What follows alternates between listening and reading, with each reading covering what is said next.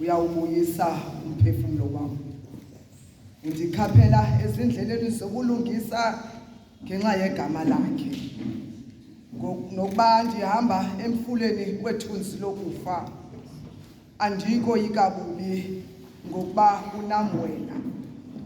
Intonga yakho, umsimelelo wakho uyandithuthuzela. Undilungiselela isithebe phambi kwababandezeli bam.